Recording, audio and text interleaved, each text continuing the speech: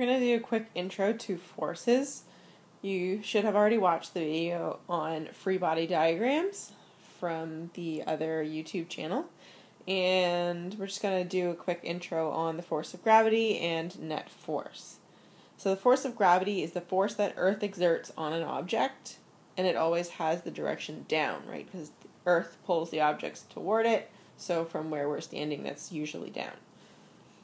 And we actually have a way to calculate it, and that's the force of gravity on an object is mass times acceleration due to gravity. That's what this G symbol is. This is acceleration due to gravity. So whenever we want to use this value, we just use G. So we can use this. If you know the mass of an object, you can find the force of gravity, or if you know the force of gravity, you can use this equation to find the mass. The net force on an object is the sum of the forces that are acting upon it. And we use the symbol F sub net. And again, it's a vector symbol. Okay? Force always has direction. And I've written you here, F net equals the sum of forces. This is a math symbol here for the sum of, so in this case it's the sum of forces. So we'll do a quick example. A boy pushes a chair across the floor with a force of 40 newtons. The force of gravity on the object is 100 newtons. What is the net force? We always want to draw a diagram to go with our problem. And generally we use a dot to represent our object because we represent the forces as acting on the center of gravity of the object. Okay, so this dot represents the center of gravity of the chair.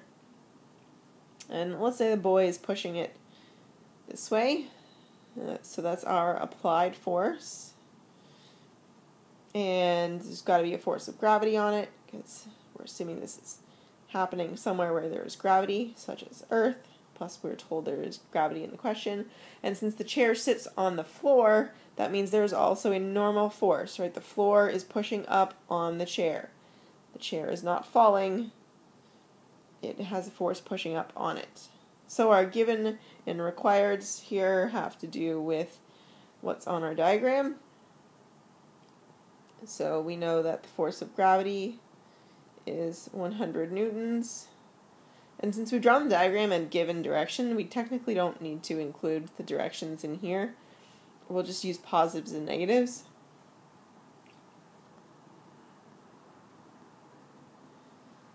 Okay, so we know the force of gravity is 100 newtons. So let's say downwards and to the right are positive.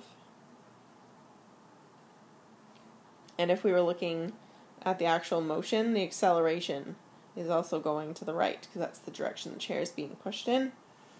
And the force of gravity and the normal force are equal.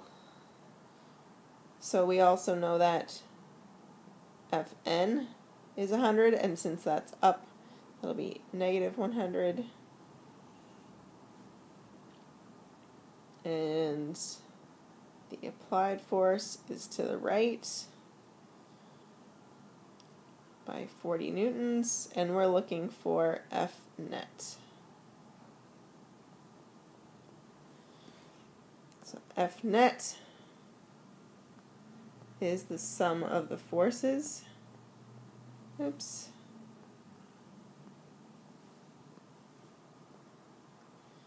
We don't need the vector on the sum of.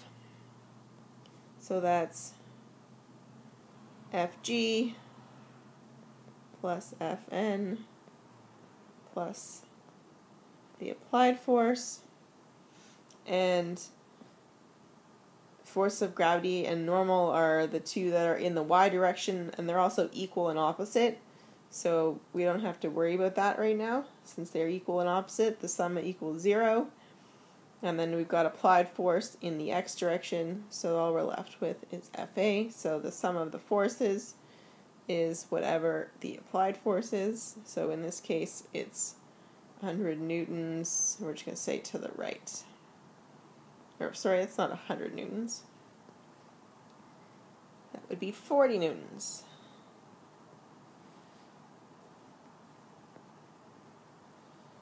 Okay, so therefore the net force on the chair